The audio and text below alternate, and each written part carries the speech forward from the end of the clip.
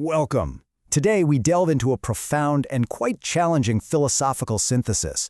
It's an interpretation of history that suggests that what we read in our textbooks is only one half of the story. Beneath the surface of political and sociological events, it posits an unseen current, a continuous transmission of ancient wisdom flowing through the ages. To properly unpack this, our examination will proceed through 6 distinct stages. We'll begin with the foundational premise of this hidden spiritual history itself. From there, we'll explore its cosmic underpinnings, the alchemical journey of the individual initiate, and the modern organizations said to carry this flame. We will then pay special attention to the Knights Templar as a critical bridge before concluding with the ultimate goal of this entire quest, the concept of reintegration.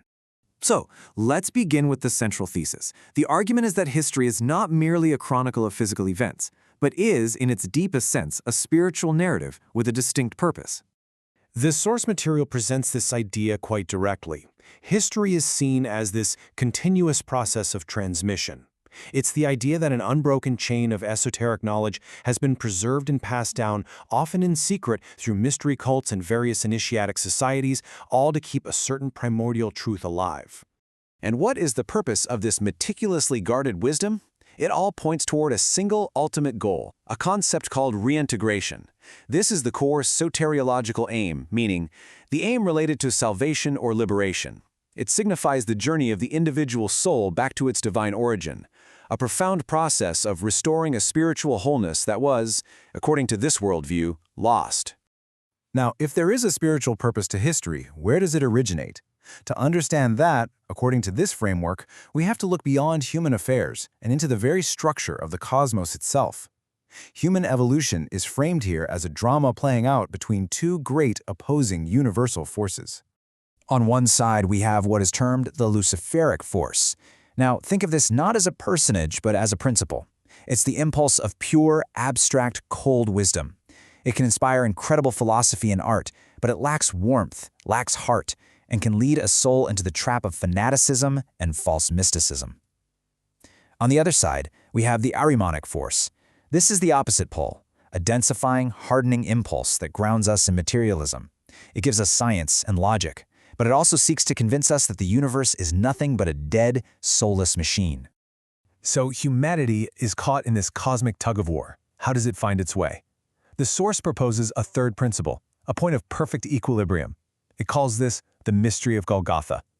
In this esoteric context, the Christ impulse is understood as the central balancing force, the perfect middle path that allows humanity to integrate the gifts of both poles without succumbing to their extremes. This cosmic drama, this fracturing of unity, and the quest to restore it, is beautifully allegorized in the ancient myths. The Egyptian story of Isis and Osiris is a prime example. Osiris, the Sun King, a symbol of that unified spiritual principle, is murdered and dismembered. His body is scattered. This represents the shattering of divine wisdom as it falls into the world of matter.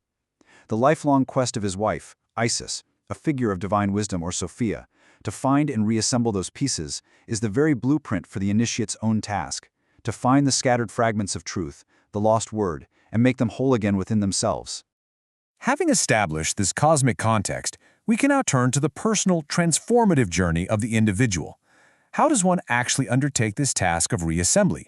According to Hermetic philosophy, it's an alchemical process, a deep, internal transformation of the soul. A key text presented as a roadmap for this journey is La Très Sainte Trinosophie, attributed to the enigmatic Comte de Saint-Germain. When he speaks of seeing gold in the riverbed, he isn't talking about literal metallurgy. He's using the language of alchemy to describe a spiritual process, seeing the divine potential, the gold, hidden within the raw material of the human soul, and undertaking the work to purify and perfect it. And the Trinosophia brilliantly illustrates this journey as a series of symbolic trials. It begins with a descent into the self, into the volcano, the heart of ignorance. The initiate then faces fundamental choices, symbolized by the 4 doors. He must purify his lower nature by crossing a sea of flames, his passions. With a sword of will, he must sever his attachment to base desires, represented by the serpent. And finally, he achieves a higher state of consciousness by integrating all parts of his being, symbolized by subduing the aperture bird.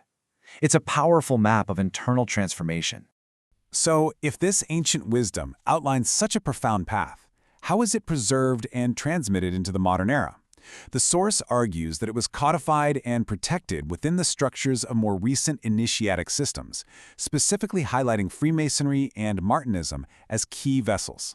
Now, what's really interesting here is how Freemasonry is framed not as a fraternity, but as a structured pedagogical system. It's a curriculum for the soul.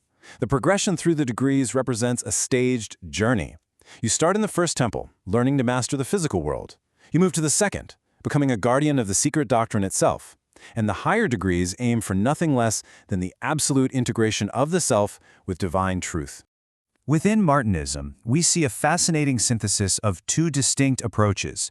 On one hand, there's the theurgic path of Martinez de Pasquale, which involved complex external rituals designed to invoke higher intelligences.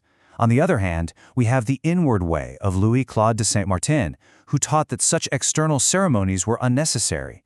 For him, the only true temple was the book of man, the human soul itself, and communion with the divine was an act of direct inner contemplation.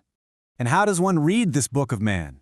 The Kabbalistic tree of life is presented as its index. Each sephira, or sphere, on the tree is not just some abstract cosmological concept. It corresponds directly to a psychological and spiritual center within the human being. The entire journey of reintegration, then, can be understood as the process of consciously awakening each of these 10 centers, climbing this inner ladder from earthly manifestation all the way back to divine unity. We now arrive at a pivotal historical moment in this grand narrative. We come to the role of the poor fellow soldiers of Christ and of the Temple of Solomon, the Knights Templar. They are presented here as a crucial, primary conduit for transferring this esoteric knowledge from the East to the West. According to the source, there's a specific historical lineage. After the Council of Nicaea in 325 AD, certain Gnostic and esoteric doctrines were suppressed by the Orthodox Church and went underground, finding refuge in the East. Centuries later, during the Crusades, a group of initiated Masons is said to have brought these secrets back. 9 of these individuals, it is argued, then founded the Knights Templar, specifically to act as the new custodians for this ancient wisdom. So, the reason for the Templars' dramatic downfall in this interpretation was not primarily financial or political. It was theological. It was their possession of a secret doctrine, a mystical philosophy that was fundamentally at odds with the exoteric dogma of the Church. Their belief in a single, divine essence from which everything emanates, a form of mystical pantheism, was deemed deeply heretical. Their secret was their sacred trust. The Templars, therefore, are not an isolated phenomenon. They are presented as one crucial link in what esotericists call the Golden Chain, an unbroken lineage of wisdom keepers. This chain is said to stretch from the ancient Gnostics, through groups like the Templars, and into the Rosicrucians and Freemasons of later centuries, all bound by a single mission, to preserve the path to the lost word. This brings us to our conclusion. We have traced this hidden stream of history from its cosmic origins, through its allegorical myths and its historical custodians. But what is the final synthesis? What is the ultimate meaning of this enduring quest? And here we find the essential point. All of the external trappings, the rituals, the symbols, the secret societies themselves, are not the goal. They are merely tools. The source concludes that true initiation is not about memorizing secrets or performing ceremonies. It is the deeply personal, alchemical act of consciously rebuilding one's own soul in harmony with divine and cosmic law. When viewed through this lens, the entire sweep of history is given a new meaning. The ultimate task of humanity, as framed here, is an evolutionary one. It is to consciously ascend from the prison of material ignorance to complete our spiritual development on this earth and to finally, willfully return to the absolute divine source from which we all originated. And that is where this explainer must conclude. It leaves us with a final contemplative question, a question aimed squarely at the modern seeker. In an age that this philosophy would describe as dominated by the Ahrimanic, materialist impulse, in a world that often feels disenchanted, how does an individual even begin the search for the lost word within?